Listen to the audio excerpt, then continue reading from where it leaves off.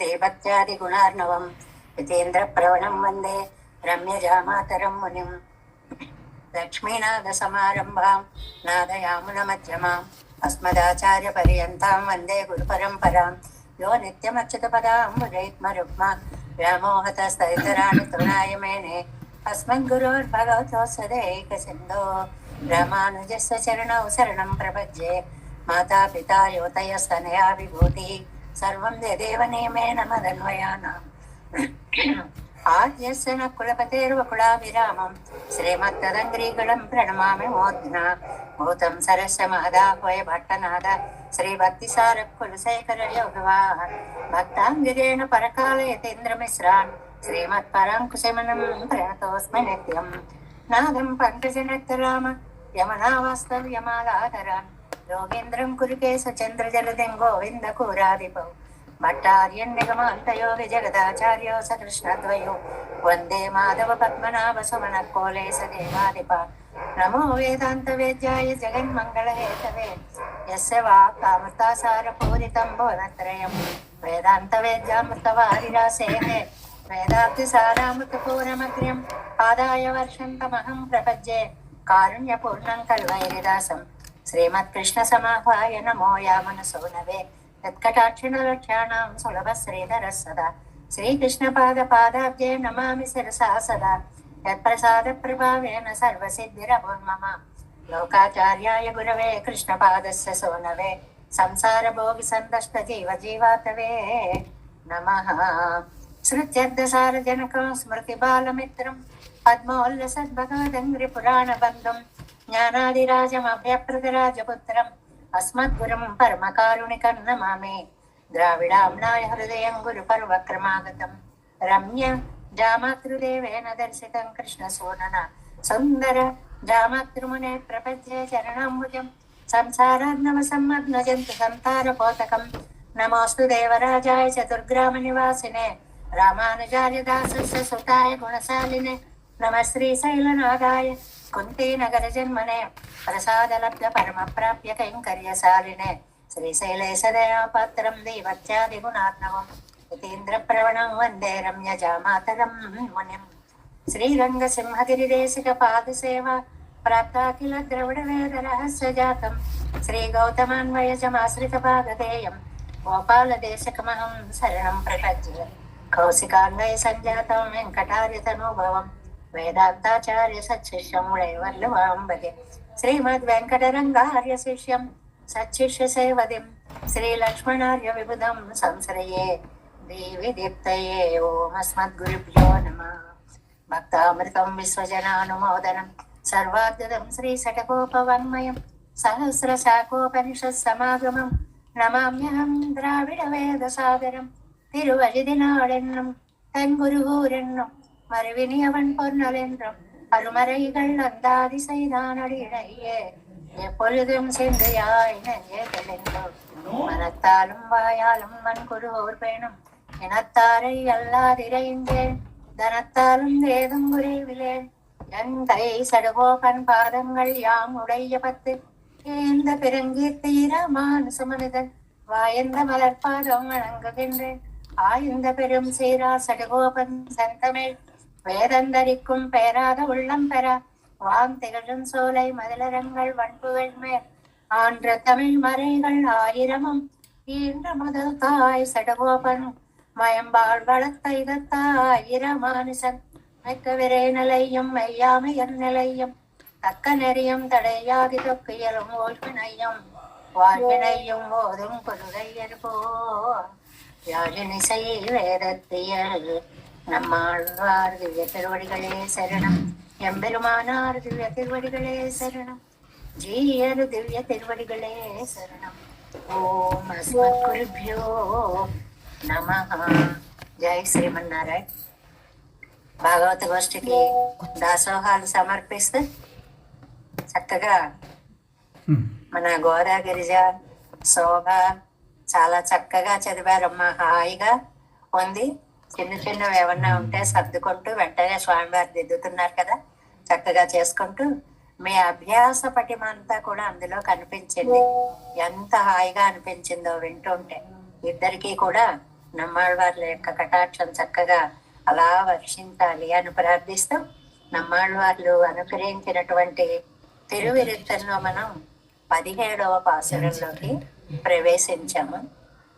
మనకి అర్థం అవ్వడం కోసమని లౌకిక వృత్తాంతాలను మిషగా పెట్టుకొని అలౌకికమైనటువంటి ఆధ్యాత్మిక వృత్తాంతాలన్నిటినీ సూచింపచేసేటువంటి తిరువరిత్త ప్రబంధం అసలు ఎంతటి రచనా సామర్థ్యం కలిగిందో, ఒక కవిగా, ఒక ఆధ్యాత్మికవేత్తగా, ఒక విమర్శకునిగా, ఒక అలంకారికునిగా ఎన్ని విశేషాలు చెప్పాలో నమ్మాళ్ళవార్లు రచించినటువంటి ఆ శైలి గాని ఆ భావాలు గాని అద్భుతంగా ఉంటున్నాయి. ఒకదానికంటే ఒకటి అని అనిపిస్తుంది మనకి ఇవి వింటున్నప్పుడు.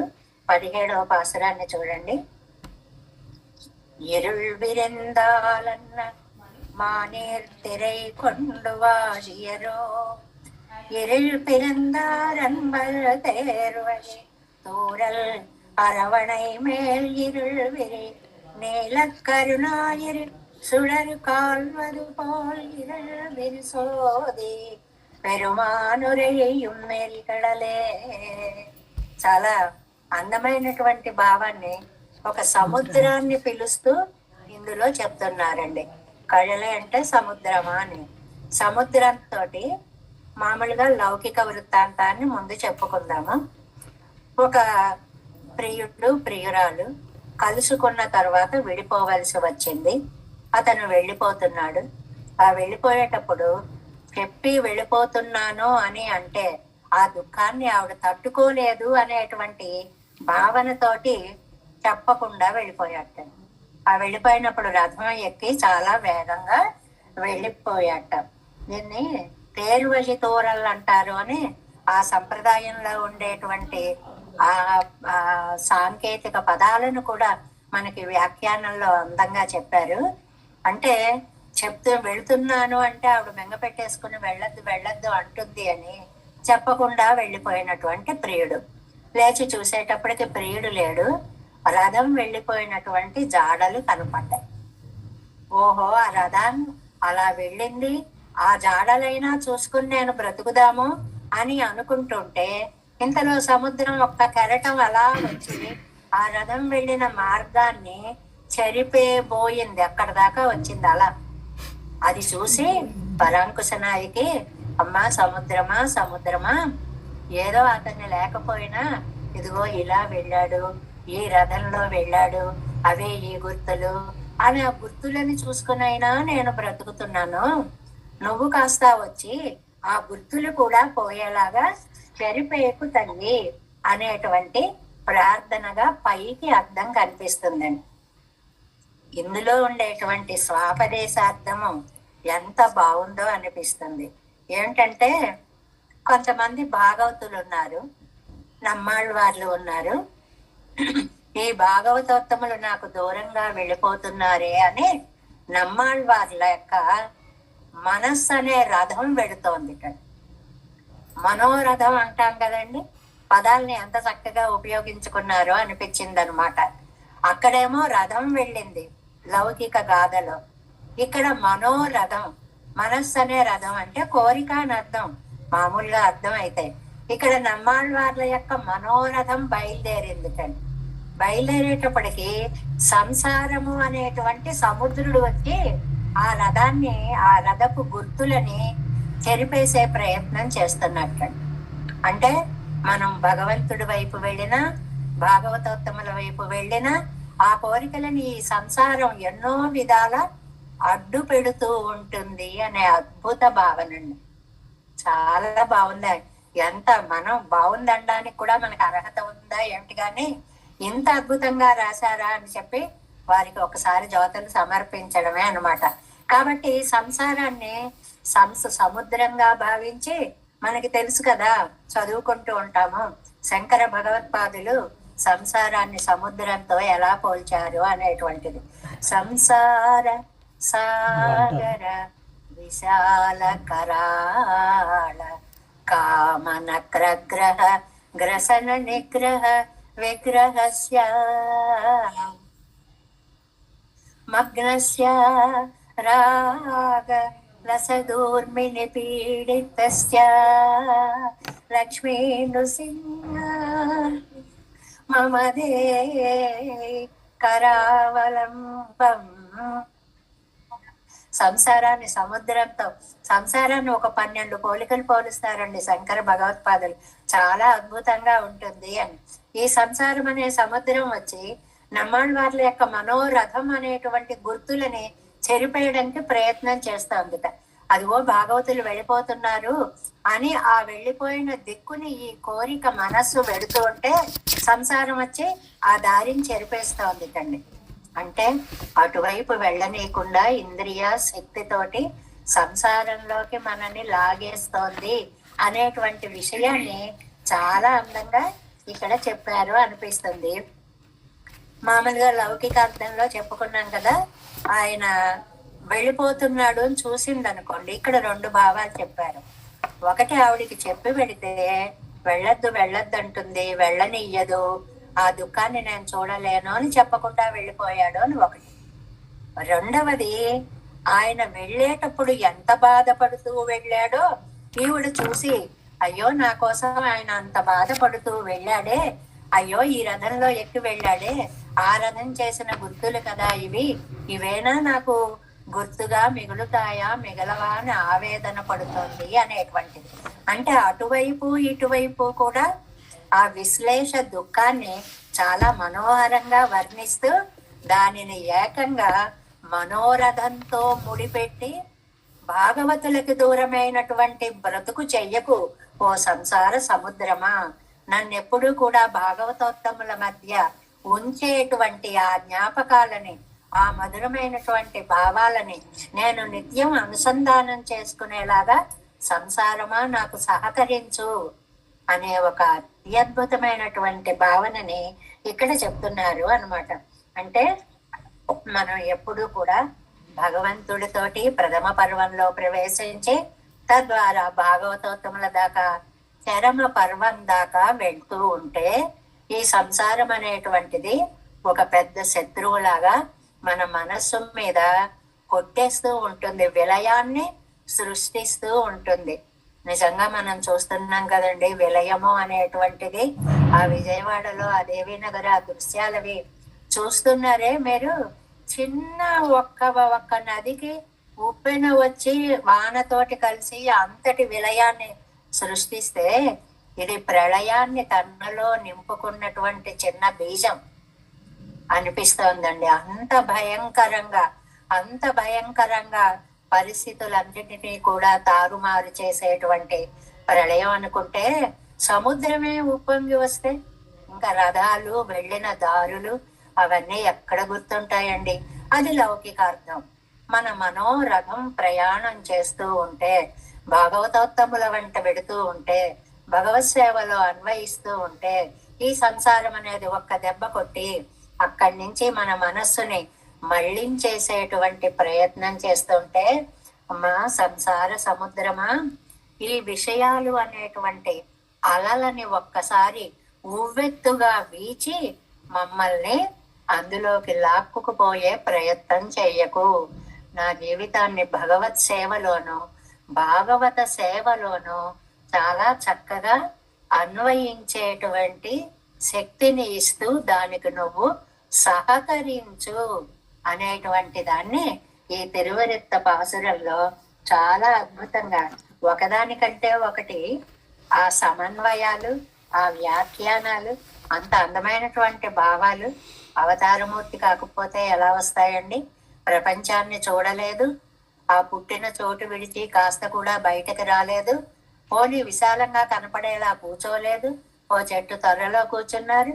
అలాంటి ఆయనకి ఇంత విశ్వజనీయమైనటువంటి అద్భుత భావాలు వచ్చాయి అంటే సాక్షాత్తు ఆయన మరి మనం సేమం అనే పాసురంలో చెప్పుకుంటున్నట్లుగా నువ్వు సాక్షాత్తు నారాయణుడువా తండ్రి, ఇంత అద్భుతమైనటువంటి పాసురాలను మాకు అందించావు అని కృతజ్ఞతలను ఆవిష్కరించుకుంటూ, మరి వారు అనుగ్రహించినటువంటి తిరువాయిమలిలో 4వ శతకంలో 8వ దశకంలో మనం 5వ పాసురంలోకి ప్రవేశించాం.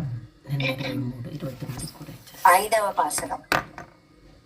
தளில் நிறந்தாள் குறைவிழா தனிச்சிறையில் விழப்புற்ற கிளிமொழியாள் காரணமா கிளர் அரக்கன் நகர் எரித்த களிமலர் துழாய் அலங்கல் கமல் முடியன் கடல் ஜாலத்து அழிமிக்க கவராதா அறிவினால் కురై విలమే. చాలా అందమైనటువంటి పాసురాలు. ఇందులో రామచంద్ర స్వామి యొక్క ప్రస్తావన తీసుకొని వచ్చారండి. రామచంద్రమూర్తిని తలుచుకున్నారు.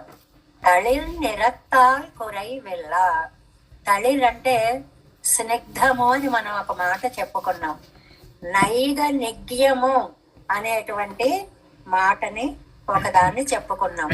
తళతళలాడడము, సౌకుమార్యము, అలాంటి శోభలతో కూడినటువంటి తని శిరయ్య, అలాంటి ఆవిడ ఎవరండి?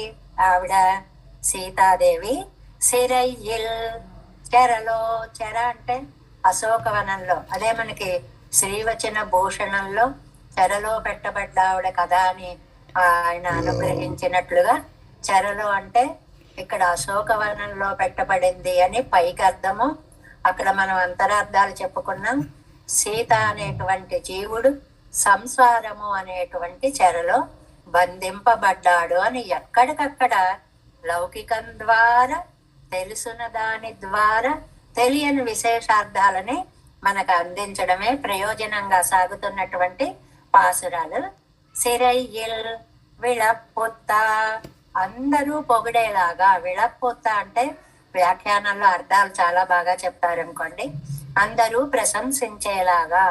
కిళిమొడియాల్, సీతమ్మ వారి మాటలు ఎలా ఉంటాయండి?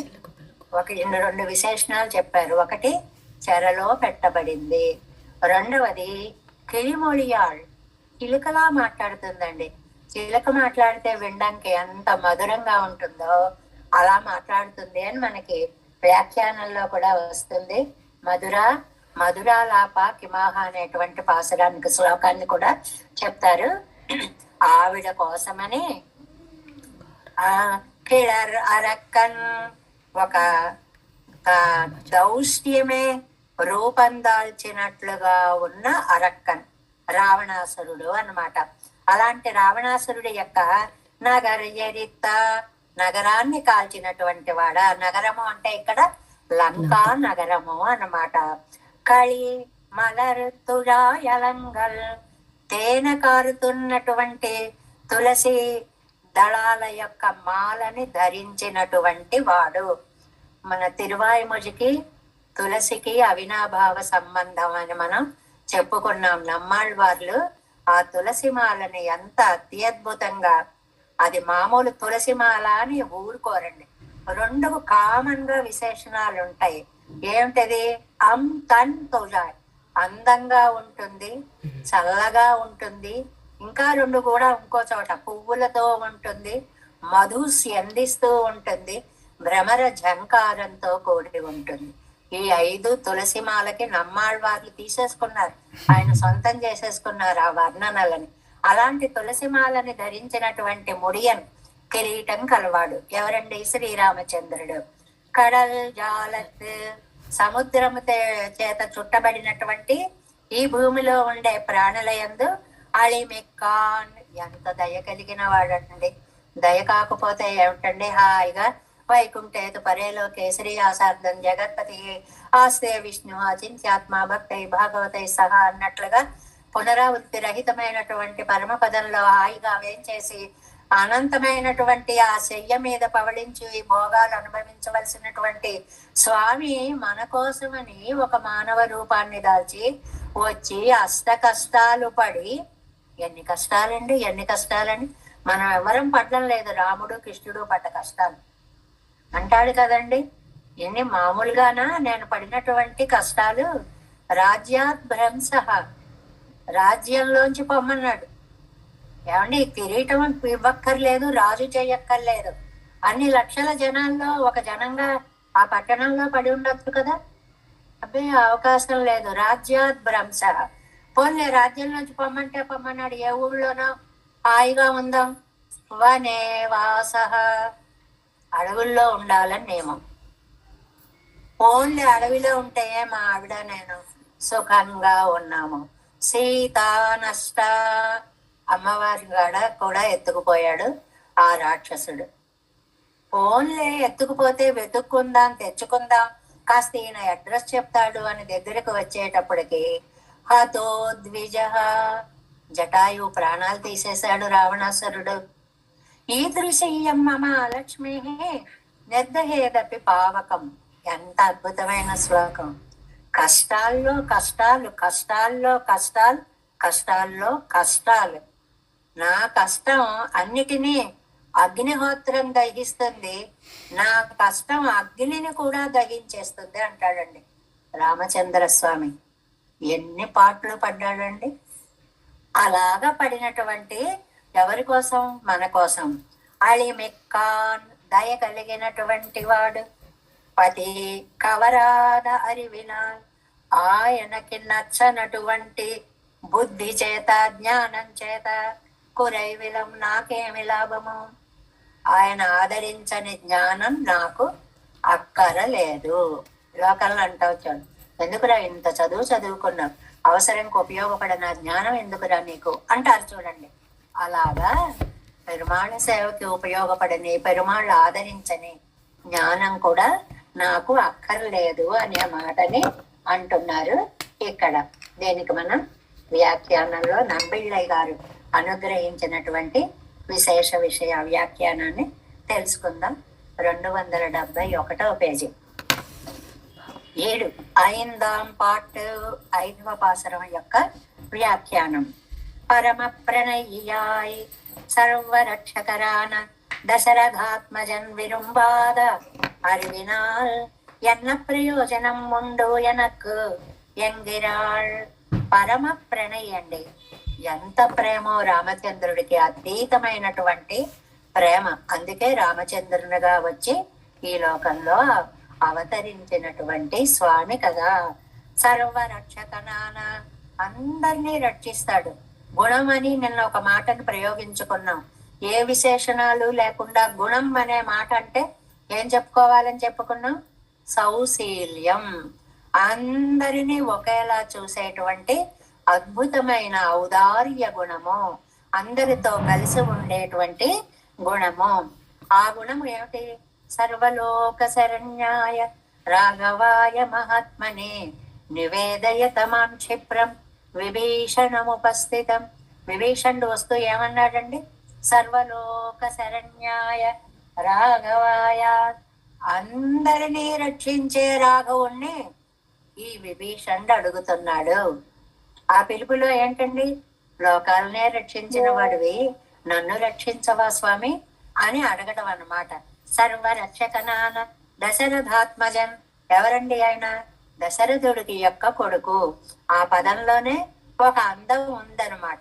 శబరి పూజించినప్పుడు రామాయణంలో ఆ శ్లోకాన్ని ఈ దశరథాత్మజ అనే పదంతో భలే వ్యాఖ్యానం చేస్తారండి గోవిందరాజయ్యంలో. అక్కడ కూడా శబరియ పూజిత సమ్యక్ రామ దశరథాత్మజ ఆ ఒక్క లైన్ తీసుకుంటారండి.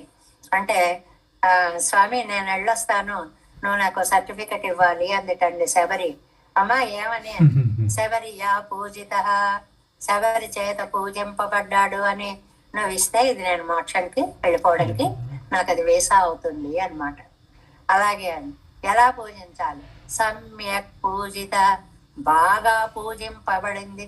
బాగా పూజింపబడ్డం ఏంటండి అంటే తనని తాను తెలుసుకోలేనంత భక్తి మౌగ్ధ్యంతో అన్నిటినీ సమర్పించినటువంటి భక్తి భావావేశానికి నిదర్శనము శబరి అని చెప్పడానికి. సమ్యక్ పూజిత రామ, రాముడండి.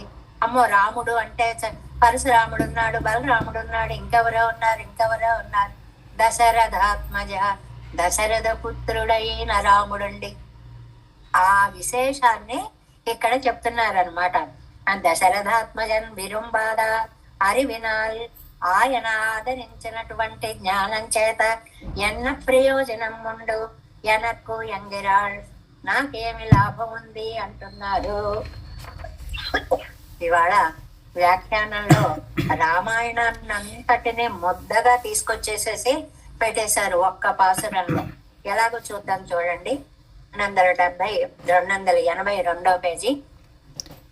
తళిల్ నిరక్తాల్ కురైవిల్లా కుర్వంతీం ప్రభయాదేవీం సర్వావితిమిరాదిశః.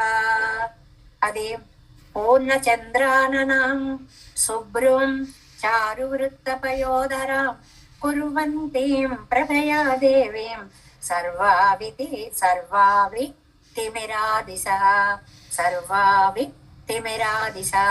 ఇది సుందరకాండే పంచదశే. హనుమంతుడు సీతమ్మను చూసినటువంటి ఆ మాటని రామచంద్ర స్వామికి చెప్తున్నాడు. ఆవిడ ఎంత పూర్ణచంద్రాననాం, పూర్ణచంద్రుడు లాంటి ముఖ సౌందర్యం అంటండి. అంటే ఆహ్లాదకత్వం మెయిన్. చంద్రుడితో పోల్చడంలో మొట్టమొదటి గుణం ఆహ్లాదకత్వం. చూస్తే అబ్బ మళ్ళీ చూడాలి, మళ్ళీ చూడాలి, మళ్ళీ చూడాలి అనిపించేటువంటి శీతలత్వం. అది ఒంటికి మనస్సుకి కూడా ఒక చల్లని అనిర్వాచ్యమైనటువంటి ఆనందాన్ని కలిగించేటువంటి సౌందర్యం. అలాంటి ముఖం కలిగినది సీత. శుభ్రం. ఈ 4 శ్లోకాలు వర్ణించుకుంటూ వెళితే ఇవాళ అసలు పాసురం అవదు, ఊరికే అర్థం చెప్పుకుంటూ వెళ్ళిపోవాలంటే. శుభ్రం. ఈ కనుబొమ్మలు విల్లులాగా ఉన్నాయిటండి. ఆ కనుబొమ్మలనే వెంటిలో చూపులనే బాణాలని సంధించి రాముడి పైకి ప్రయోగించేదే అని అద్భుతంగా వర్ణిస్తారు అన్నమాట శృంగారాత్మకంగా. చారు వృత్త పయోధరం. అందమైనటువంటి వక్షో భాగము కలది. కురువంటి ప్రభయాదేవీం సర్వావితిమిరాదిశః. ఆవిడ ఏమండి 10 నెలలు ఉందండి అక్కడ లంకా నగరంలో. విరాట్టి 10 మాసం తిరుమంజనం పన్నామయ్యాలే. ఏమండి 10 నెలలు స్నానం చేయలేదు ఆవిడ. తిరుమేనియల్ పొగర అంజురి పట్టబడి. కానీ రోజు రోజుకి దేహకాంతి పెరిగిపోతుందిటండి. ఎవరైనా 2 రోజులు స్నానం చేయకపోతే పక్కన కూర్చోలేం. అలాంటిది కాంతి పెరిగిపోతుందిటండి ఆవిడికి. 10 దిక్కులం ఉండాన అంధకారత్తై పోక్కం అవళాయిత్తు. 10 దిక్కులా ఉండేటువంటి అంధకారాన్ని పోగొట్టేంత కాంతి జ్వాజ్వల్యమానంగా పెరిగిపోతూ ఉన్నటువంటి కాంతి కలిగినటువంటి సీతమ్మ. ఎలా ఉన్న సీతమ్మ? శోకతమోపహం. అది నచోపలేబే పూర్వేషాం రుణ నిర్మోక్ష సాధనం సుతాభి దానం జ్యోతి. జ్యోతి సద్య శోకతమోపహం. ఇది రఘువంశంలో ఉన్నటువంటి శ్లోకం అండి. ఏమిటి అంటే ఆ దుఃఖము అనేటువంటి దాంట్లో మునిగున్నటువంటి ఆవిడలో కాంతి పోవాలి కదా సాధారణంగా. కానీ మరి ఏంటమ్మా 10 నెలలు స్నానం చెయ్యకపోయినా రాముడు అనేటువంటి దివ్య కాంతిని లోపల భరించడం వల్ల శరీరం మీదకు వస్తూ ఉన్నటువంటి దివ్య కాంతి స్వరూపిణి తని చిరయ్యల్ ప్రభయ్యం ప్రభావాయం పిరుత్తు వైతా పోలే ఇరుపదండరే రాక్షసీ మధ్యత్తిల్ నిరుద్ధయ్యా ఇరందపడి. ఎలాంటిదండి సీత? అటు రామచంద్రుడు చెప్పాడు, ఇటు సీతాదేవి చెప్పింది. అనన్య రాఘవేణాహం భాస్కరేణ ప్రభా యథ. రాముడు సూర్యుడు వంటి వాడు, నేను సూర్య కాంతి లాంటి దాన్ని, నన్ను మీరు అతని నుంచి విడదీయలేరు. అదే విషయాన్ని రాముడు కూడా. ఒకళ్ళు అనుకోవడం గొప్ప కాదండి, ఇరువురు అనుకోవడం అనేటువంటిది చాలా గొప్ప. ఇద్దరు అనుకోవడం గొప్ప కాదండి, చూసిన వాళ్ళందరూ అనుకోవడం ఇంత గొప్ప. మారీచుడు వంటి వాడు అన్నాడండి, అప్రమేయం హి తత్తేజ యస్య సా జనకాత్మజ. అసలు ఏమి కాంతి, ఏమి కాంతి ఆ సీతమ్మది. ఆవిడని మా జానకిని చెట్టపట్టగా మహారాజు అయ్యావయ్యా నువ్వని త్యాగరాజస్వామి అన్నట్లుగా ఆ కాంతి నీకు కూడా ఒక్కసారి ప్రసరించి చుట్టూ ఉన్నటువంటి వాటిని కూడా కాంతిమయం చేసినంత కాంతి కలిగినటువంటి సీతాదేవి. ప్రభయయ్యం ప్రభావానయ్యం, కాంతిని, కాంతి కలిగిన వాడిని అంటే సూర్యుణ్ణి, సూర్యకాంతిని பிரித்து வைத்தா போலே இருப்பதென்றே రాక్షసి మధ్యத்தில் నిరుద్దయ్యా ఇరుందబడి విడదీయలేనట్లే. అది కాంతి విడదీసేది కాదు.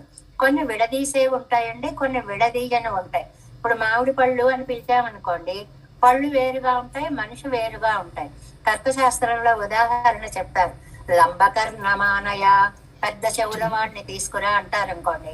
చెవులు వేరుగా తీసుకురాలేము, వాడిని వేరుగా తీసుకోలేము. దాన్ని విడదీయరాని సంబంధము అంటారు అన్నమాట. అలాగే రాముడి నుంచి సీతను విడదీయలేరు అనేటువంటిది. విడపుత్త కృషాం అనసనేన చ ఎన్రా పోలే. ఎక్కడ కూర్చుందండి ఆవిడ? సుందరి రఘునాథస్య సురస్త్రీ దుఃఖ శాంతయే దశాననస్య భవనే దశమాసానువాస. 10 నెలల పాటు అంటారండి వాల్మీకి భగవానులు. 10 నెలలు, ఒక కొద్ది కాలం కూడా నిన్ను విడిచి ఉండలేను అన్న ఆవిడ 10 నెలలు బ్రతికింది. ఆవిడేమో మాసాదూర్ధ్వన్ నజీవిష్కే, ఇంకా హనుమ చెప్పు, నెల కంటే బ్రతకలేను అని కబురు చేసింది. ఆయన ఏమన్నాడు? వినాతామసితే క్షణాన్ని నజీవేయం క్షణమపి, నేనేమో క్షణం కూడా ఉండలేను అన్నాడు. దుఃఖం అలా అనిపిస్తుంది. ఉండమా? ఉంటాం, ఎన్ని ఏళ్ళైనా ఉంటాం, అది వేరు విషయం. ఆ ప్రేమ తత్వం అలాగా అనిపిస్తుంది అన్నమాట. అందుకని అశ్రుపూర్ణముఖిం దీనాం కృషాం అనసనేనచ అనసనేనచ. తిండి కూడా సరిగ్గా తినకుండా ఎప్పుడు అలా దుఃఖంతో కన్నీరు మున్నీరుగా ఏడుస్తూ శోకధ్యాన పరాందీనాం నిత్య దుఃఖ పరాయణం. ఇది సుందరకాండే. సుందరకాండలో ఆవిడ యొక్క స్థితిని హనుమ చెప్పినటువంటి శ్లోకాలన్నిటినీ కూడా ఇక్కడ నంబిళ్ళయ్య గారు ఈ పాసురంతో సమన్వయించి తన్నై పేణాదే இருந்தாள் என்னும் తిరువడియాలే పెరుమాళ్ళకు విన్నప్పం చెయ్యప్పట్టవళ్ ఎన్నదల్. నిన్ను విడిచి నేను ఉండలేను అని అమ్మ చెప్పినటువంటి మాటలని రామచంద్ర స్వామికి అందించిన ఆంజనేయ స్వామి వాక్కు. అంతవరకు అన్నమాట వింటున్నాడు రామచంద్ర స్వామి. ఎందుకంటే ఇక్కడ విళప్పుత్త అని ఒక పదం ఉండాలి కదండి. హనుమ చెప్పాడు, చెప్పుట అని ఒక సామాన్యార్థం. విళప్పుత్త అంటే వాళ్ళు చెప్పమన్న మాటలు మనం వీళ్ళకి చెప్పాము, చెప్పుట అని అర్థం. రెండో అర్థం ఏమిటంటే ఎంత ప్రసిద్ధిని పొందిందండి. ఏమి ప్రసిద్ధి పొందింది? ఎంత బాగా రాశారో నంబిళ్ళయ్య గారు. దేవ స్త్రీகள் కాలిల్ విలంగై వెట్టి విడుక్కై కాగా. దేవ స్త్రీల యొక్క కాలి బంధాలని విడిపించడం కోసం తన్నై పేణాలే అంగే పుక్క తన్ కాలిలే విలంగై కొద్దు కొండవళెండ్రు నాటిలే ప్రసిద్ధయ్యాన వాళ్ళు అన్నదరు. వాళ్ళని విడిపించడం కోసం తను కాళ్ళకు బందీలు వేసుకుంది. ఇదొక ఆ ప్రేమ తత్వం అలాంటిది. ఒక బిడ్డ బావిలో పడిపోతాడు, తీయగలమా లేమా అని ఆలోచన ఉండదు, దూకేస్తుంది తల్లి అంతే. తను కూడా ఏం చేస్తావమ్మా? ఏమీ తీసుకెళ్లకుండా దూకేసి ఏం చేస్తాను, ముందు లోపలికి వెళ్ళాలి, వాడిని పట్టుకోవాలి. అలాగ సీతామాత కూడా మనందరి కోసమని దేవతా స్త్రీల కాళ్ల బందీలు పోగొట్టడము అంటే వాళ్ళందరి కోరికలు తెరిచి వాళ్ళకి సుఖాలు అందించడం కోసం, ఈ చైతన్యానికి అంతటికీ కూడా, ఈ జీవకోటికి అంతటికీ కూడా ఒక మోక్ష దశని ప్రాప్తింప చేయడం కోసం తాను బందీగా వచ్చింది అనేటువంటి దాన్ని నంబిళ్ళయ్య గారు ఇక్కడ అందంగా చెప్పారనమాట. ఇంకా మూడో విశేషణం ఒకటి చెప్తున్నారు. కిళిమొజయాళ్ కారణమా. చిలకలా మాట్లాడుతుంటండి. చిలకలా మాట్లాడడం అంటే మనం సరదాగా జోక్స్ వేసుకుంటాం. అందుకే చిలక్కి చెప్పినట్టు చెప్పాను, నువ్వు వెళ్ళలేదంటారు అనుకోండి. అంటే అవతల వాళ్ళు ఏమంటారు? చిలక్కి చెప్పినట్టు చెప్తే నాకెలా అర్థం అవుతుంది, మనిషికి చెప్పినట్టు చెప్పాలి అంటారు. ఇలా మనం ఏవో జోకులు వేసుకుంటూ ఉంటాం. అది అలా కాదు. అక్కడ చిలకలా చెప్పడం అంటే ఏంటంటే నొప్పింపక నవ్వక చెప్పగలగాలి అన్నమాట. అంటే చెప్పేదేదో సున్నితంగా చక్కగా, మనకి కావ్యం ఎలా ఉండాలి అని దానిని డిఫైన్ చేస్తూ నిర్వచిస్తూ, కావ్యం యశసే అర్ధకృతే వ్యవహార విదే శివేతరక్షతయే సద్య పరనిర్వృతయే కాంతా సంహితయ ఉపదేశయుజే అంటారండి. అలా చెప్పాలటండి ఏదైనా చెప్పేటప్పుడు. యశసే ఒక్కసారి చెప్తే ఆ కీర్తి ఎలాగా, ఎంత మంచి మాట చెప్పారండి, ఎంత మంచి మాట చెప్పారండి అని జీవితం ఉన్నంత కాలం మనకు గుర్తుండేలా ఉండాలి. అర్థకృతే, అదే మనం చెప్పుకొని ధన సంపాదన కూడా ఉపయోగించుకునేలాగా ఉండాలి. రామాయణం ఉందనుకోండి, ఎన్ని కోట్ల మంది ఎన్ని కోట్ల విధాలుగా దాన్ని చెప్పుకొని అర్థ సంపాదన పరులు అవ్వడం లేదండి. అందువల్ల వచ్చిన విద్య ధన సంపాదనకి కూడా కారణం అవ్వాలి. వ్యవహార విదే, ఎలా మాట్లాడాలి, వాళ్ళతో వాళ్ళు ఎలా మాట్లాడాలి, చాలా సార్లు చెప్పుకున్నాం. చూడండి, రైలు ఎప్పుడు రామాయణం రామాయణం అంటారు అని చెప్పి ఒక ఆయన స్టేషన్ లో పక్క ఆయన అన్నాడని, అంటే మళ్ళీ చెప్పిందే చెప్పినట్టు అవుతుందేమో అని సూక్ష్మంగా చెప్తున్నాం. ఎందుకంటే బాబు ఎప్పుడు ఆ రామాయణాన్ని పట్టుకుని కూర్చుంటారు అంటే, అయ్యా ముందు రైలు ఎక్కండి అని రైలు ఎక్కిన తర్వాత రామాయణం ఎందుకంటే, మీరు ఎక్కేసారి రైలు, మీ ఆవిడని ఎక్కడం లేదు, ఆవిడేమో వెనకాల ఏమండి ఏమండి అని పరిగెట్టుకుంటూ వస్తుంది. రామాయణం చదువుకుంటే ఒక రహస్యం తెలుస్తుంది. గుహుడు నావని ఎక్కించేటప్పుడు రామచంద్ర స్వామి ముందుగా సీతమ్మని ఎక్కించి తర్వాత తానెక్కి, లక్ష్మణ చూడు వదిన జాగ్రత్తగా ఎక్కిందో లేదో అన్నాడు. అంటే ఇవి సామాజికంగా నీ బాధ్యతగా నువ్వు తెలుసుకోవలసిన విషయాలు రామాయణం చదివితే తెలుస్తున్నాయ్యా. నైతిక విలువలు ఎన్ని తెలుస్తున్నాయ్యా. కాబట్టి వ్యవహార విదే, అందుకోసం రామాయణం నాకు ఇష్టం అన్నారని చెప్పుకుంటూ ఉంటామే. అలా వ్యవహారాలు తెలుస్తాయి, ఎవరితో ఎలా మాట్లాడాలి.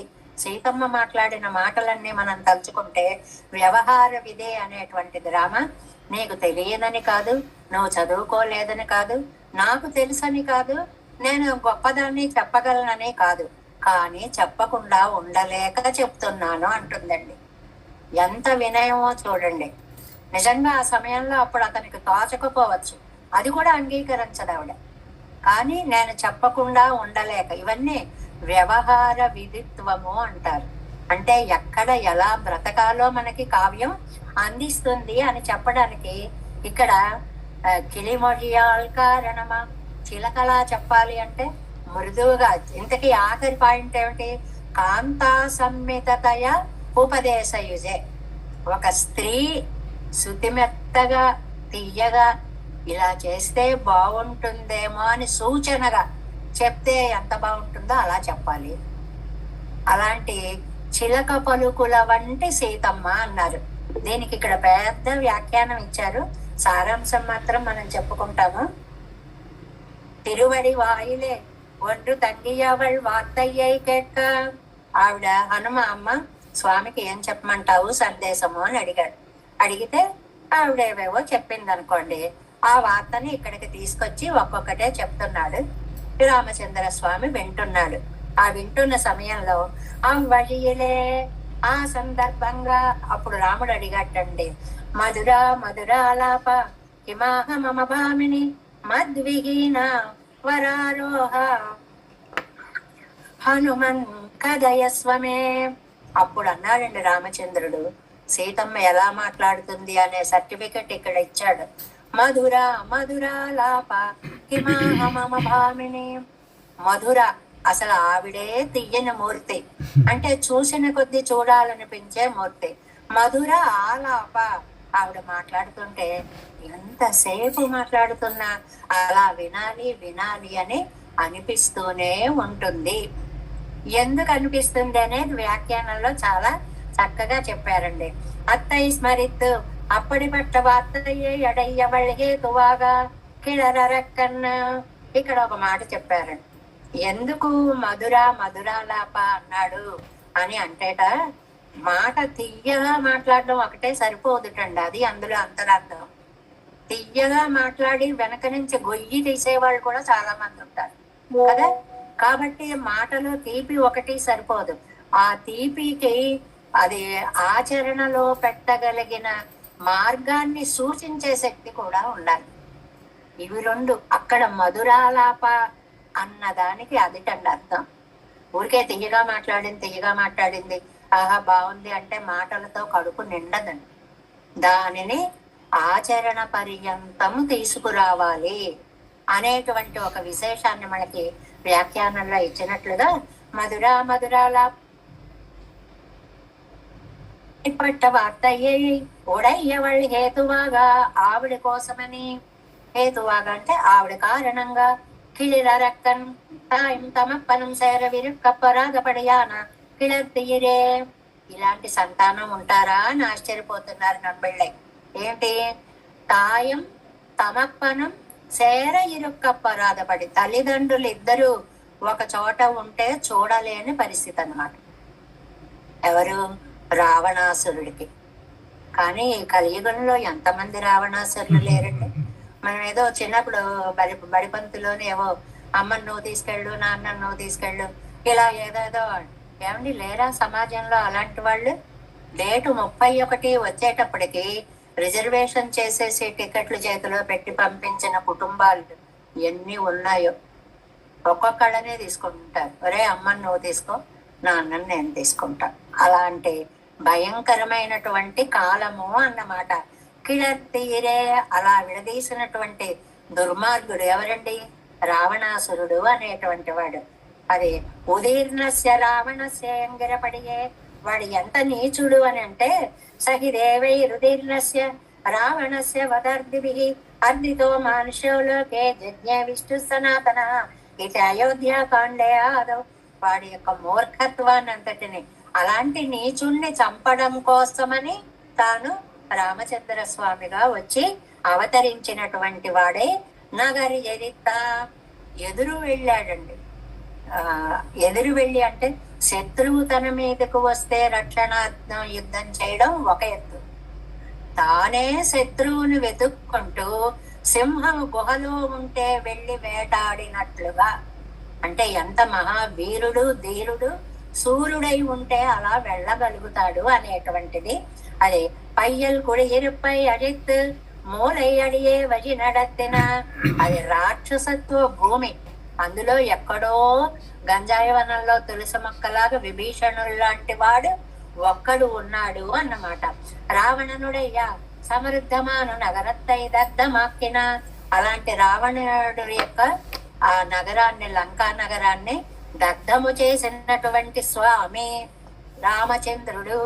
అంటే ఇవాళ రామాయణాన్ని అంతటిని ఇందులోకి మనకి నమ్మాళ్ళవారు తీసుకువస్తే, ఆ తీసుకొచ్చిన వారి హృదయాన్ని అవగతం చేసుకుని వ్యాఖ్యానం అందరం రాస్తామండి. ముక్కస్య ముక్కార్థ అని, ఏదో దేనికి అదర్థం దానికి అదర్థం ఎక్కడికక్కడ. అలా కాదు, ఆ కవి యొక్క హృదయాన్ని అర్థం చేసుకుని దానిని వ్యాఖ్యానంలోకి తీసుకురావడం నంబిళ్ళయ్య గారి యొక్క చాలా వైశిష్ట్యము అన్నమాట. 4 శ్లోకాలు ఒక్క పాసురంలో ఇచ్చి, అటు అమ్మకి గాని, ఇటు సీతమ్మకి గాని, ఇటు రామచంద్ర స్వామికి గాని, లేకపోతే అటు రాక్షస స్వభావానికి గాని, ఎన్నిటికీ సమన్వయాన్ని కల్పిస్తూ వ్యాఖ్యానాన్ని అందించడం అనేటువంటిది నంబిళ్ళయ్య గారికి మాత్రమే సాధ్యం. అందుకే వ్యాఖ్యాతృ చక్రవర్తి అని ఆయనకి పేరండి. களிமலர் இத்தியாதி களி தேன் தேனையுடத்தான மலரோடு கூடின எரித்துழாயை மாலை கமலா நின்னள்ள తిరు అభిషేకத்தை ఉడయ్యవన్. ఎలాంటి తిరుత్తుజాయని అంటే పాసురం మొదట్లోనే చెప్పుకున్నాం. నమ్మాళ్ళవార్లు 4 విశేషణాలు ఎప్పుడు కూడా. తులసి అనగానే మనకి నమ్మాళ్ళవార్లు, నమ్మాళ్ళవారు అనగానే పెరుమాళ్ళు, పెరుమాళ్ళు అనగానే తులసిమాల అలంకృతుడు. ఆ తులసికి 4 విశేషణాలు. అది అందంగా నవనవంగా ఉండాలి. ఆ దళాలు కోస్తూ ఉంటేనే ఎంత బాగున్నాయో. ఇవి సమర్పించకపోతే ఎలాగా? పరిమళ భరితంగా ఉండాలి. రెండవది, చిన్న చిన్న పువ్వులు ఉంటాయి దానికి, వాటి మీద తుమ్మెదలు ఉంటాయి, అవి తేనెను ఆస్వాదిస్తూ ఉంటాయి. ఇన్ని లక్షణాలని ఒకటి కూడా వదిలిపెట్టదు ఎక్కడ కూడా. నమ్మాళ్ళవార్లకి తులసికి కూడా ఆ పదాలకి అవినాభావ సంబంధం అంత ఉందన్నమాట. తేనై ఉడైతాన మలరోడు కూడిన తిరుత్తుజాయ మాలై కమలా నిన్నుళ్ళ తిరు అభిషేకత్తయుడయ్యవన్. పరిమళించేటువంటి ముడి, ముడి అంటే కిరీటము అని అర్థం. అంటే పెరుమాళ్ళకి ఎన్ని విధాలుగా అలంకరిస్తారో కూడా మనకి తిరువాయిమలు అడుగడుగునా చెప్తాం. మామూలుగా తులసి అనగానే పాదాల మీద తులసి దళాలను సమర్పించడం అనేది మొట్టమొదటి.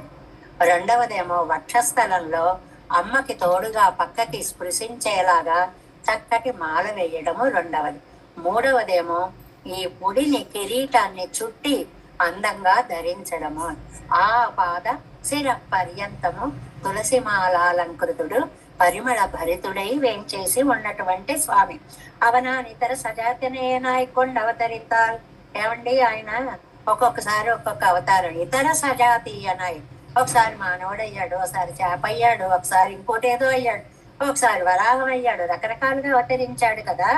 అలా అవతరించినప్పుడు అప్రాకృతமான పదార్థங்களும் அது கீழான வடிவை கொண்டு வந்து తోత్తమిత్తనయ్యిరే. మాల కూడా వేరు వేరు రూపాల్లో మారిపోతూ వస్తుంది. అది ఎలా జరుగుతుందండి? నృసింహావతారం ఉందనుకోండి, శంకు చక్రాలు తేలేదు. ఏమండి, మరి చక్రం ఎక్కడుందండి? గోళ్లగా మారిపోయింది కండి. నరసింహస్వామి యొక్క గోళ్ళు అయిపోయింది కండి. అలాగా అవి ఆయా అవతారానికి తగ్గట్లుగా, అవతారానికి తగ్గ రూపాన్ని కూడా తాము ధరించి వస్తున్నట్లుగా తులసిమాల కూడా స్వామి వంటి మీద అద్భుతంగా వేరు వేరు రూపాల పుష్పమాలలుగాను, వేరు రూపాల మాలలుగాను అది గుబాళిస్తూ ఉంటుంది. ఆగయ్యాలే అవన్ కలంబ కన్గొండు వడయ్యం వైతాలు ఎవరిగళ్ళు సొల్లువది తిరుత్తుజాయ ఇట్టరే. వీటిని స్టేట్మెంట్స్ అంటాం. ఆయన ఏది ధరించినా అది తిరుత్తుజాయి మాలే, అది స్టేట్మెంట్ అనమాట. ఏది వేసుకోండి. ఏమండి, కదంబం అండి, కదంబమాల అంటే 4-5 రకాల పువ్వులతోటి ఉన్నది. వకుళమాల అంటే 5 రకాల పుష్పాలతోటి కట్టేది. ఇలా ఏవేవో నిర్వచనాలు ఉన్నాయి కదా. ఏ దండ వేసుకోనండి, అది నమ్మాళ్ళ వాళ్ళకి తులసి మాలగానే దర్శనం ఇస్తుంది. అసాధారణమాన అత్తయ్య ఇట్టిరే కవి పాడువదు. ఇది అండర్లైన్ చేసుకోవాల్సిన విషయం. కవులు ఎప్పుడూ కూడా విశేష వర్ణనలే చేస్తూ ఉంటారు కదా. ఏమండి, వామనుండి వర్ణిస్తున్నాడండి. కయ్యారు చక్కెరత్తు వామన అన్నారనుకోండి, చేతిలో చక్రాయుధం ధరించిన వామనుడా. వామనుడేమిటి, మధ్యలో చక్రాయుధం ఏమిటండి అని అంటే, ఆయన రూపంగా ఉండేటువంటి ఆ భుజాలలో దాగిన ఒక కాంతి స్వరూపము చక్రాయుధ కాంతిగా పరిమళిస్తోంది అని మనకి దర్శనమిస్తోంది అని చెప్పడం అన్నమాట. అంటే అన్ని ఆయుధాలు కూడా ఆయన మోసుకు రావక్కర్లేదు. ఆయన వెంట కాంతి పుంజాలుగా దేహంలో ఒక భాగంగా మారిపోయి, పుష్పాలుగా మారిపోయి పరిమళిస్తూ గుబాళిస్తూ లోకానికి అంతటికీ ఆనందాన్ని కలిగిస్తాయి అనేటువంటిది. పాండియర్గల్, నెక్స్ట్ పేజ్, ఫస్ట్ లైన్. పాండియర్గల్ మత్తయ్యార్ కర్మగైమాలయ్యై కొండువడయ్యం వైతాలం. ఇక్కడ పాండ్యులు, చేరులు, చోళులు ఇవన్నీ మనం హిస్టరీలో చదువుకుంటాం కదండి. రాజ్యాలలో వాళ్ళు అనుకునేవారండి, మామూలుగా పువ్వులు దండ వేయడం అనేటువంటిది ఒక గొప్ప సూచన. అది మాలలు ఎందుకు వేస్తారు మెడలో అనేటువంటిది ఆదిరాజ్య సూచకత్వము అంటారు. సరే, అది వేరు విషయం అనుకోండి. వాళ్ళు ఏ పుష్పాల మాలలు వేసుకున్నా కూడా కరుముగై మాలయ్యై కొండువడయ్యం. కరుముగై మాలై ఏ చంపకమాలలో, పద్మాలో, గులాబీలో, మరుమల్లెలో, మాలతీలో ఏవేవో కూడిన మాలను వేసినప్పటికీ కూడా, వైతాలు అవి వేసినప్పటికీ కూడా అవర్గలకు అసాధారణమైన రేమో అత్తయ్య అవత్తయ్య ఇట్టిరే కవి పాడవదు. ఏది వేసినా వాళ్ళు వేమమత్తయ్య అవత్తయ్య ఇట్టిరే కవి పాడవదు. అంటే స్వామికి ఎలాగైతే తులసిమాల అనేటువంటిది నువ్వు ఏ పువ్వులు వేయి, అందులో ఒక దళం ఉన్నా చాలు, అది తులసిమాలగానే కవులు పాడతారు. అంటే అసాధారణ చిహ్నాలు అని కొన్ని ఉంటాయండి. అలా శ్రీమన్నారాయణుడికి అసాధారణ చిహ్నాలు 2-3 ఎక్కువ చెప్పుకుంటూ ఉంటాం. యథా కప్యాసం పుండరీకం ఏవం భక్షిణి గంభీరాంబ సముద్భూత సుమృష్టనాళ రవికర వికసిత పద్మదళాయత ఈక్షణ, ఇలా ఉన్నాయి కదండి. ఇంత కళ్ళున్నవాడు. రెండవది తులసిమాలాలంకృతుడు. 3 లక్ష్మీ శోభితుడు. ఇవి ఆయనకే చెందినటువంటి విశేషణాలుగా చెప్పినట్లే తులసిమాల కూడా స్వామికే ప్రత్యేకంగా చెప్పినటువంటి విషయము. కడల్ జాల తళమిక్కాన్న సంసారத்திலே తన్నడి మెక్కవనాయిత్ అంట. ఈ సంసార సముద్రంలో పడి వీళ్ళెలా కొట్టుకుంటున్నారే అని పాపం పెట్టుమాళ్ళకి ఎంతో దయ కలిగిందిటండి. అలా దయ కలగబట్టే తాను అవతరించాడు, దిగి వచ్చాడు, పాల్కడలి దాకా వచ్చాడు. పరమపదం నుంచి పాల్కడలి క్షీరార్ణవం దాకా వచ్చాడు. క్షీరార్ణవం నుంచి విభవ అవతారాలన్నీ కూడా రాఘవత్వే. సరే, మీరు వెళ్తుంటే నేను రాకుండా ఉంటానా అంది ఆవిడ. రాఘవత్వే అభవత్ సీత రుక్మిణి కృష్ణ జన్మని అన్యేషు అవతారేషు విష్ణు ఏష అనపాయిని అంటారు. మీరెడితే నేను కూడా ఏదో రూపంలో మిమ్మల్ని ఇలాగా అనుసరిస్తూ వస్తుంటాను. రాముడయ్యాడా, సీత అయింది, కృష్ణుడయ్యాడా, రుక్మిణయింది, వామనుడయ్యాడా, యజ్ఞోపవీతంలో పెట్టుకున్నటువంటి చిన్న కృష్ణాజినపు ఒక చిన్న మొక్కగా మారింది అనేటువంటి దాన్ని చెప్తున్నారు. సంసారిగా పడిగర క్లేశెత్తయ్యం సందిత్తు, ఈ సంసారులు పడేటువంటి బాధలన్నీ చూసి ఇత్తై పోక వేణం ఎన్నో తిరువెళ్ళము ఇంగే వేరు ఉండ్రినపడి, అయ్యో పాపం వీళ్ళని బాధలు పడుతున్నారే అని ఇంగే వేరు ఊండ్రినపడి, ఆ లోపలికి వేళ్ళు ఊనుకుపోవడం అంటే ఏదో అలా వచ్చి అలా పనిచేసి అలా వెళ్ళిపోవడం కాదండి, చాలా స్థిరంగా నిలబడ్డట్టండి. 11,000 సంవత్సరాల పరిపాలన చేశాడు. 10 వర్ష సహస్రాన్ని 10 వర్ష శతాని చ రామో రాజ్యం ఉపాసిత్వ. ఎంత మంచి మాటో! రాజకీయ నాయకులకి ఇది ఒక సంబోధన, ఒక మార్గదర్శకత్వము, సందేశము అంటారండి. రామో రాజ్యం ఉపాసిత్వ, రాజ్యాన్ని దైవంగా ఉపాసన చేసేటండి. పాలించి అనలేదండి. పాలించి అంటే పాలించడంలో సగం మనం పరిపాలించుకోవడం కోసం సరిపోతాయి. పాలించడం కాదు, ఇక్కడ ఒక దేవతా స్వరూపంగా ఆరాధన చేసినటువంటి మహానుభావుడు శ్రీరామచంద్రుడు. అందుకనే వేరుండ్రినపడి, వేళ్ళు లోపలికి చెట్లకు ఎలా వెళ్ళిపోతాయో భూమండలంలోకి వచ్చి తన దివ్య కళ్యాణ గుణ సంపదని అలాగా వేరు ఊనేలాగా. ఎన్ని గుణాలు? గుణవాన్. గుణవాన్ అనగానే మళ్ళీ మొదటికి వెళ్ళిపోవాలి. శీల గుణం కలిగిన వాడు. కశ్య వీర్యవాన్ ధర్మజ్ఞ కృతజ్ఞ సత్యవాక్య దృఢవ్రత. 16 గుణాలు ఊరికే అక్కడ ఆపారు. 16 అంటే 16 గుణాలు అని కాదు, అనంత కళ్యాణ గుణధాముడు కాబట్టి సహస్రనామాలు అనేటువంటి ఆయనకి ఏర్పడ్డాయి. ఏమండి, వచ్చినవాడు అయ్యో వాళ్ళు వెళ్ళిపోయారు, వీళ్ళు వెళ్ళిపోయారు, నేను కూడా వెళ్ళిపోతాను అన్నాడా? పిరాట్టి పిరిప్పదు. ముందు సీతామాత వెళ్ళిపోయింది. ఈవిడ పాపం 2-3 సార్లు దూరం అయిపోయింది కదండి అవతారంలో. సరే, అది వేరు విషయం. ఆవిడ వెళ్ళిపోయినా ఇళయ్య పెరుమాళయ్య అగత్వదాయ్, ఆ తర్వాత లక్ష్మణ స్వామి వెళ్ళిపోయిన అనంతరం అవతారకు కాలమాయిత్తు ఎన్నో దేవకార్యత్తులే ఒరుప్పుడు విత్తక్కిళప్ప వేండం బడిగిరే. తాను దేవతలందరూ, బ్రహ్మాది దేవతలందరూ వచ్చి, స్వామి నువ్వు ఎవరనుకుంటున్నావు? శ్రీరార్ణవనికేతన, నువ్వు సాక్షాత్ శ్రీమన్నారాయణుడివయ్యా, శ్రీరార్ణవం నుంచి వచ్చినటువంటి వాడివయ్యా. అందువల్ల నీకు సమయం అయింది, ఇంకా నువ్వు తిరిగి ఈ లోకానికి రావలసినది అని బ్రహ్మాదులందరూ కూడా దేవకార్యత్తులే ఒరుప్పడు విత్తు కిళప్ప వేండం బడిగిరే, వాళ్ళ ప్రార్థన మీద మళ్ళీ వెనక్కు వెళ్ళడము అనేది చేశాడు. ఇలాంటి రామచంద్రుడు అంటే మొత్తం పాసురం అంతా రామాయణమయాత్మకంగా చేసేసారండి. ఎన్ని విషయాలు చెప్పారు? ఒకటి, సీతాదేవి మరి 10 నెలలు అలా ఉన్న అంత కాంతి పుంజంగా ఎలా ఉండగలిగింది అంటే, మనం కొంచెం అనసూయాదేవి దగ్గరికి గనుక వెళితే ఆవిడ అమ్మాయిని దగ్గరికి తీసుకుని ఆవిడికి దివ్య మాల్యాలు, అంబరాలు అవి ఇవి అన్ని ఇచ్చింది కాబట్టి ఇంకా అవి ఉన్నటువంటి వాడికి ఏ బాధలు ఉండవు, ఆకలి దప్పులు ఉండవు, అశుచి ఉండదు, ఏది ఉండదు. వర ప్రభావాన్ని కన్నటువంటి తల్లి కాబట్టి సీతామాత యొక్క గొప్పతనము. అలాంటి సీతామాత కోసము అని ఒక మాట చెప్పారు.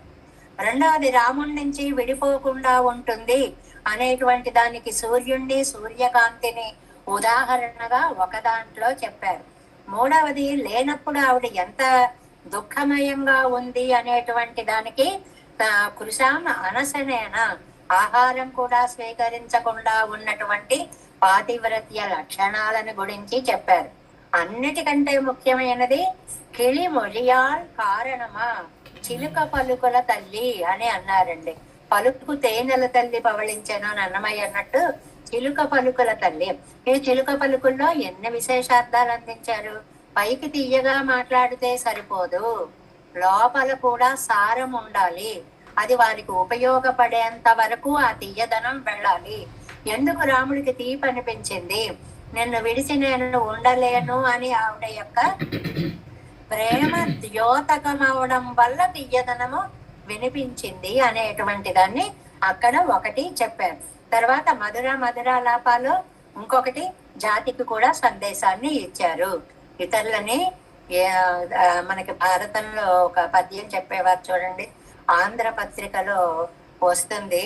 తనువున విరిగిన అలువులు అనువున బుచ్చంగవచ్చు, అతినిష్ఠురతను మనమున నాటిన మాటలు వినుమెన్ని ఉపాయములను వెడలునే అది.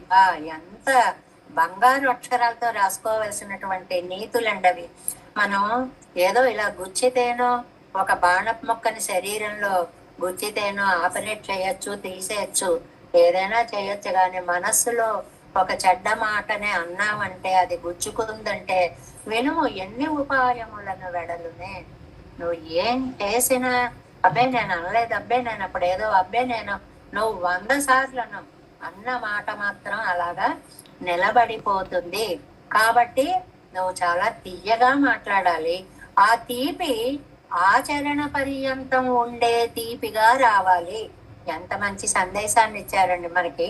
రామాయణాదులన్నీ చదువుకోవడం వల్ల తెలిసేటువంటిది ఇందాక చెప్పుకున్నట్లుగా వ్యవహార విదే శివేత రక్షతయే, అమంగళాలన్నీ కూడా నశించిపోవాలి.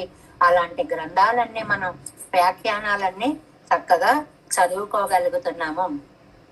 కవరాద ఇత్యాది ఇంత రామాయణ వృత్తాంతాలని చెప్పి, అలాంటి రామచంద్రుడు ఇష్టపడని ఈ అందం నాకెందుకు. చివరికి ముగింపు మనం ప్రతి పాసురంలో కూడా ఇలాగా కవరాద, అదే ఆయన ఆశించని, ఇష్టపడని ఒక అందమైనటువంటి మాటల్ని మనం చెప్పుకుంటున్నాము అన్నమాట. ఏమేం మాటలు చెప్పుకున్నామండి మనం? ప్రతి పాసురంలో కూడా చిట్ట చివర చాలా అందమైనటువంటి మకుటంలాగా కొన్ని కొన్ని మాటలు. మణిమామై కురై విలమే, అలాగే 2లో మడనెంజాల్ కురై విలమే, నిరై వినాల్ కురై విలమే, తడి నిరత్తాల్ కురై నిలమే, అరివినాల్ కురై విలమే, కిళరువడియాల్ కురై. ఎన్నండి ఆ పరమాత్మకు ఉపయోగించినటువంటి ఈ సంపద నాకెందుకు. అప్పటి పట్ట అవన్ విరుంబాద అరివినాల్. ఇక్కడ ఇంకో ముక్తాయింపుగా అందమైన మాట ఒకటి చెప్పారు. ఆయన ఆశించినటువంటి జ్ఞానము, నాకు జ్ఞానం కూడా వద్దంది చివరికి పరాంకుశ నాయకి. అదేంటమ్మా జ్ఞానం వద్దంటావు? కార్యం ఉడయ్యోమల్లో பிராட்டி உடைய 2ஆம் பிரிவுக்கு அடியான వనవాస జ్ఞానం పోలే ఇరుక్కర ఈ విరవాలన్న ప్రయోజనం ఉండు. చాలా అద్భుతమైనటువంటి మాట. కొన్ని జ్ఞానాలు కొన్ని తెలియడం వల్ల మనకి చాలా నష్టాలు కలుగుతాయి. అలాంటి జ్ఞానం నాకు వద్దు బాబు అంటున్నారు ఆడవాళ్ళు. ఏంటండి జ్ఞానం కలిగితే నష్టం ఏంటండి? సీతమ్మ వారికి ఒక జ్ఞానం కలిగింది. ఏమిటది?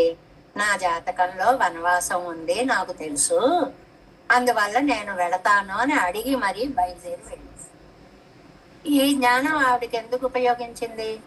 అడవుల పాలవడానికి ఉపయోగించింది. కొన్ని జ్ఞానాలు నిజంగా కూడా లౌకికంగా ఆలోచిస్తే కొన్ని కొన్ని మన దాకా రాకపోవడం, మనకి తెలియకపోవడం మన అదృష్టం. అది తెలిస్తే మనం కూడా ఆ మార్గంలోకి పోయేటువంటి ప్రమాదాలు కూడా ఉంటాయి. అవి అనుభవంతో సమన్వయించుకోవాలి. ఎవరికి వారే. అన్ని విషయాలు అందరికీ తెలియక్కర్లేదు అంటుందండి. కొన్ని విషయాలు అక్కర్లేని విషయాలు. ఇక్కడ దీన్ని ఎలా సమన్వయించారో చూడండి. పిరాట్టి ఉడయ్య 2ஆம் పిరవిక్కు అడియాన వనవాస జ్ఞానం పోలే. ఆవిడికి 2 సార్లు చిన్నప్పుడు ఏదో వాళ్ళమ్మ జాతకం చెప్పింది, మీ అమ్మాయి జాతకంలో వనవాసం ఉందన్నారు. రామచంద్ర నన్ను అడవికి తీసుకెళ్ళని అంటున్నావు, నేను నీతో వస్తాను, ఎందుకంటే నా జాతకంలో ఎలాగూ అడవుల్లో తిరగాలని ఉంది అని అక్కడ ఒకసారి చెప్పింది. ఆ జ్ఞానం అతడు ఉన్నంతసేపు ఉపయోగపడింది, కానీ ఏకంగా రాక్షసాపహరణకి గురి చేసింది. 2వది ఏమైంది? ఏం పర్వాలేదండి, నాకు ఆ యజ్ఞభూములు, ఆ తపోవనాలు, ముని ఆశ్రమాలు అన్ని చూడాలని ఉంది అడిగింది. ఎందుకు అలాంటి కోరిక కోరుకుంటావు? నా జాతకంలో ఉందండి. అదేదో పెద్ద గొప్పలాగా ఏదో మనం హనీమూన్కి వెళ్ళొచ్చేస్తామేమో అనుకున్నట్లుగా మాట్లాడితే అది ఏమైంది? జీవితంలోనే దూరం చేయడానికి. అది ఈరిక్కర ఈ వరివాళ్ళు అలాంటి జ్ఞానం వల్ల ఎన్న ప్రయోజనముండు ఏమి లాభం ఉంటుంది పిరుగోడే సెందు కుంబడియాగిరే ఇదిరుప్పదు. ఆ వనవాసానికి విశ్లేషానికి ఆ జ్ఞానము కారణమైంది. ఇక్కడ పరాంకుశ నాయకికి ఇది ఇలా మనం సమన్వయించాలి. తండ్రి, నాకు లోక జ్ఞానం అంతా అనవసరం. ఆ జ్ఞానం వల్ల నేను నీకు దూరం అవుతానే గాని దగ్గర అవను. నీకు ఏది దగ్గర చేస్తుందో ఆ జ్ఞానం నాకు కావాలి. అది ఇక్కడ జ్ఞానం వద్దు అని అంటే ఏంటంటే నిన్ను దగ్గర చేసేటువంటి జ్ఞానమే నాకు కావాలి అనేటువంటి విశేషాంశాన్ని పరాంకుశ నాయకి చెప్పినట్లుగా ఇందులో జీవాత్మ పెరుమాళ్ళకి దగ్గర అయ్యేటువంటి అర్ధ పంచక జ్ఞానాన్ని తెలుసుకునేటువంటి ప్రయత్నమే చెయ్యాలి తప్ప విషయ జ్ఞానాలు, ఇంద్రియ జ్ఞానాలు వీటన్నిటికీ ఆశ పడకూడదు అనేటువంటి ఒక మహత్తరమైనటువంటి సందేశాన్ని ఈ 5వ పాసురంలో రామాయణాన్ని అంతటినీ పిండీకృతార్థము అంటారు. ఎన్ని శ్లోకాలండి, ఎన్ని శ్లోకాలండి, ఇంకా చెప్పుకున్న కొద్దీ వస్తాయి మనకి టైంను బట్టి. మనం సంగ్రహ రూపం చెప్తున్నా కదండి ప్రతిరోజు. సముద్రం అదిగో అలా ఉంటుంది అని దిక్ సూచన చెయ్యడమే మన కాలక్షేపం. సముద్రంకి మీరు వెళ్ళి మీరు చూసి మీరు రత్నాలు ఏరుకుంటే అది ఎంత ఆనందాన్ని కలిగిస్తుందో పెరువాయిమడి వ్యాఖ్యానాలు అంతంత ఆనందాన్ని కలిగిస్తాయి అంటున్నారు. 5వ పాసురంలో తళిల్ నిరత్తాల్ కురై వెల్ల తనిచ్చిరయ్యల్ వెళపుట్ర கிளிமொழியான் காரணமா கிளறற்கண்ணகலி எரித்த களிமலர் துழாயலங்கள் கமல் முடியன் கடல் ஜாலத்து அழிமிக்கான் கவராத அறிவினால் குறை விலமே. దేవేశం కోలనాదం నదహిత మనసం పద్మనాభం రమేశం లోకార్యం కృష్ణయుగ్మేన చ నిగమ శిరో యోగి భట్టారకో చ గోవిందం పూరనాదేన చ సహ కురు కేశేంద్ర సింధుత్యతీంద్రం మాలాదృద్యామునార్యౌ మమ హృది నిరుదే రామ పద్మాక్షనాదం తిరురుమాల్ సేனை முதலி செடவோ பண்ணாது மனசேரிய கொண்டார் மணக்கால் ரம்பி சென்றாம் மாள வந்தார் குருமாலாதரர் குருகை பிறார்க்கம்பாம் எதிராசர் கோவிந்தர் கூரே சர்வட்டர் வேதாந்தமணி திருக்கண்ணர் கம்புடைய நம்பிள்ளை இவர் ஈரளித்தற்கே எந்த மாதவர் பத்மநாபர் இவர் அருளால திருவடி ஒன்றைய தேவ பெருமாள் கை கொண்டருளும் திருமலையாழ்வார் பதங்கள் முன்னென்னால் சேரந்தனவே.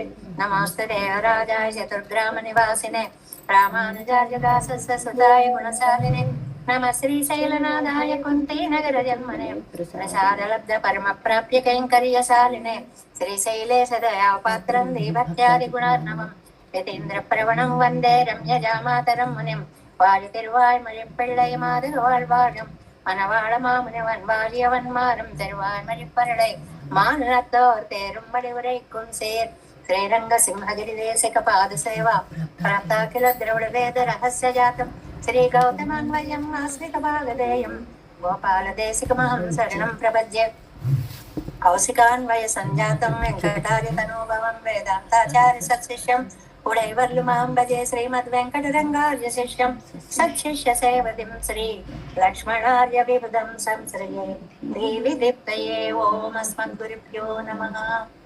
జయ శ్రీమన్నారాయణ.